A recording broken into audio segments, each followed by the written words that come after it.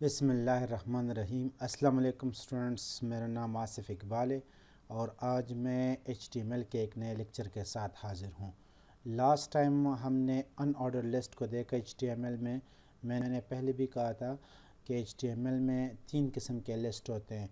एक को हम कहते हैं अनऑर्डर्ड लिस्ट, दूसरे को हम कहते हैं ऑर्डर्ड लिस्ट और लास्ट वन कहते हैं डिफिनीशन लिस्ट। अनऑर्डर लिस्ट को ऑलरेडी हम पढ़ चुके हैं। आज हम कोशिश करेंगे कि ऑर्डर लिस्ट और डिफिनीशन लिस्ट को पढ़ लें। तो अभी मैंने एक फाइल यहाँ पर सेव किया है, ये ऑर्डर लिस्ट के नाम से। अच्छा, इस एडिटर का नाम है VS कोड। बाद स्टूडेंट इसमें भी इंटरेस्टेड है कि इस एडिटर का क्या नाम है, तो ये VS कोड है। फ्री अवेलेबल है इंटरनेट पर, आप इसको गूगल कर ले, आपको वहाँ से डाउनलोड कर ले, मिल जाएगा। तो आप ये VS कोड मैं यहाँ पर इसको मिनिमाइज़ करता हूँ और यहाँ पर ऑर्डर लिस्ट में पहले मैंने आपसे कहा कि अगर आप शिफ्ट के साथ 1 प्रेस करें या मार्क ऑफ एक्सक्लेमेशन और टैब प्रेस कर ले तो आपके पास ये कुछ रेडीमेड कोड आ जाते हैं। इसके बाद हम डायरेक्टली बॉडी पर जाएंगे, तो इस बॉडी के अंदर मैं लिखता हूँ यहाँ पर ऑर्डर लिस्ट और फिर उसके अंदर ऑर्डर लिस्ट के लिए हम OL लिखते हैं और बाकी बिल्कुल उसी तरीके से हम प्रैक्टिस करेंगे जिस तरह हमने अनऑर्डर लिस्ट को किया था। इन दोनों में से एक स्लाइड डिफरेंस ये कि ये ऑर्डर लिस्ट होती है, इसलिए इसमें ऑर्डर्ड इम्पोर्टेंट होता है। किसी भी चीज़ में से जिसमें ऑर्डर इम्पोर्टेंट हो तो उसके लिए हम OL यूज़ करते हैं। जहाँ पर ऑर्डर ज़रूरी नहीं हो, इम्पोर्टेंट ना हो, तो उसके लिए हम अनऑर्डर लिस्ट यूज़ करते हैं। अच्छा, अभी फॉर एग्ज़ाम्पल हम कि किसी एक लेटर के साथ ये एप्लीकेशन के साथ चाहते हैं कि किसी कैंडिडेट को कह रहे हैं कि अपने डॉक्यूमेंट्स को एक ख़ास ऑर्डर में अटैच कर ले, तो उसको हम यहाँ पर ऑर्डर दे रहे हैं।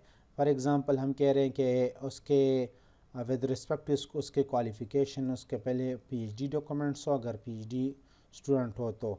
फिर उसके बाद यहाँ पर मैं कहता हूँ कि MPhil डॉक्यूमेंट्स हो और फिर उसके बाद BS, फिर उसके बाद नेक्स्ट FSC और या इंटरमीडिएट, और फिर इसके बाद ये हम कह रहे हैं कि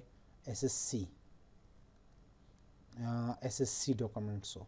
अभी इसको यहाँ पर सेव करते हैं, प्रोजेक्ट में चले जाते हैं। ये यहाँ पर मैं इसको ओपन करता हूँ तो ये हमारे पास आ गए कि इस ऑर्डर में डॉक्यूमेंट्स हो, मतलब सबसे टॉप पर PhD, फिर उसके बाद MPhil, फिर उसके बाद BS, फिर HSSC या FSC वगैरह, और लास्ट में SSC।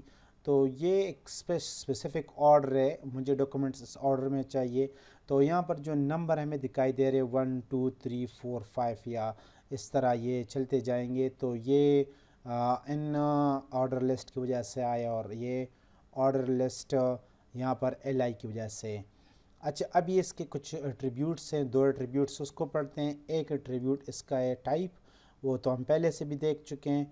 तो इसमें यहाँ पर ये VS कोड हमें ऑलरेडी कुछ टाइप्स देते हैं। ये टाइप्स हम इसमें से यूज़ कर सकते हैं। 1 कैपिटल है, स्मॉल है, रोमन 1 कैपिटल 1 और रोमन वो स्मॉल रोमन 1 लेकिन स्मॉल आई के साथ जो रिप्रेजेंट कर रहे हैं।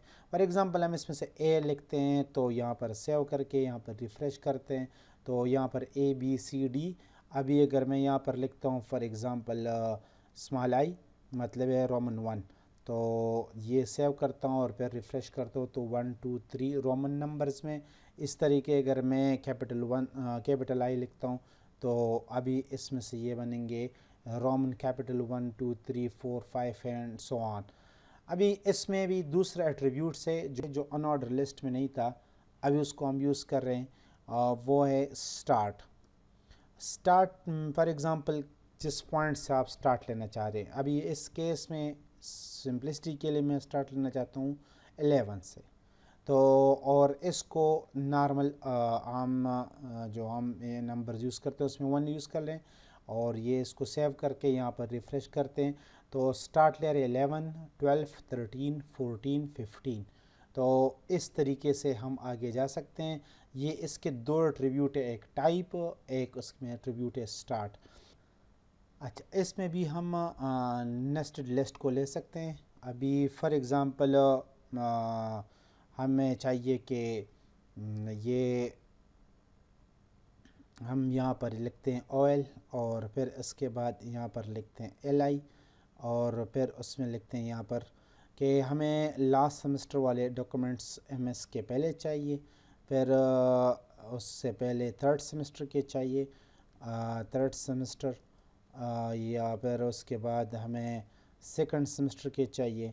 तो इस तरीके से भी हम इसमें से फर्दर लिस्टिंग कर सकते हैं। ये फर्स्ट सेमेस्टर के डॉक्यूमेंट्स हमें चाहिए इस तरतीब में, इस लास्ट के साथ भी सेमेस्टर।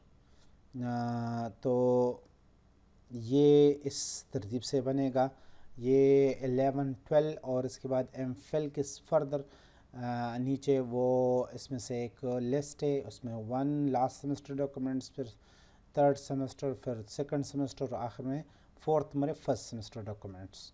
तो ये हमने इसके अंदर एक लिस्ट बनाया, अभी इसके अंदर भी एक लिस्ट बना सकते हैं, उसके अंदर भी एक लिस्ट बना सकते हैं, so on and so fourth. अच्छा, अभी यहाँ पर एक चैलेंजिंग टाइम है। मैं चाहता हूँ कि ये तरतीब तो सही है, मैं 11 से या किसी भी जगह से शुरू कर सकता हूँ, लेकिन मैं चाहता हूँ कि इस तरह की लिस्ट आप बना लें जिसमें 15 टॉप पर हो, फिर 14 यहाँ पर हो, फिर यहाँ पर 13, फिर 12 और फिर 11 हो। अभी मैं आपको एक एग्ज़ाम्पल दिखाता हूँ। यहाँ पर मैंने एक चैलेंज डॉक्यूमेंट बनाए, आप इसको देख ले तो इसमें ऑर्डर लिस्ट है, लेकिन स्टार्ट लिया इसने 3 2 1। अगर मैं कोई और डॉक्यूमेंट लिख लूँ तो फिर वो हो जाएगा 4, फिर ये हो जाएगा 3, फिर ये हो जाएगा 2 और फिर वो नेक्स्ट जो एलिमेंट हो वो हो जाएगा 1। इसका कि अगर हम इसमें से नए एलिमेंट को ऐड करते जाएं तो जो टॉप मोस्ट एलिमेंट है वो ग्रेटेस्ट नंबर पर होगा। तो ये किस तरह हो सकता है, आप इसको गूगल कर ले और काइंडली नीचे कमेंट्स लाइन में मुझे बता दे। अच्छा, इसमें से एक लास्ट लिस्ट मैं आपको बता रहा हूँ, वो हमारे पास है डिफिनीशन लिस्ट। ये मैं क्लोज़ करता हूँ, फिर यहाँ से न्यू फाइल, और फिर यहाँ पर मैं डिफिनीशन लिस्ट का एक ये मैंने नई डॉक्यूमेंट लिया। अभी यहाँ पर मैं डिफिनीशन लिस्ट बना लेता हूँ, तो ये देख ले, ये यहाँ पर बॉडी के अंदर ये अभी ये कंट्रोल बी शॉर्टकट है इसका, ये मैंने रिमूव किया।